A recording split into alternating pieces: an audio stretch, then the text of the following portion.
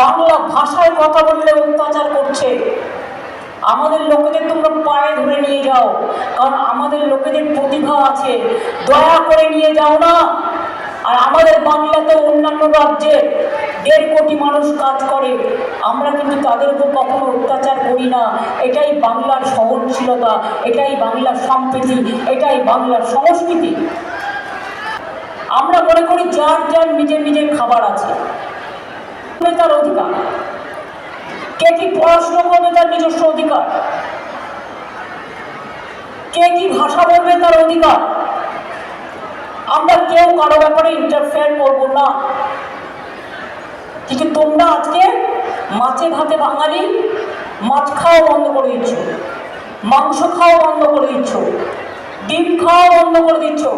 তাহলে মানুষ কি খাবে? আমার মাথা না তোমার মাথা? মাথা চিবিয়ে খাবে?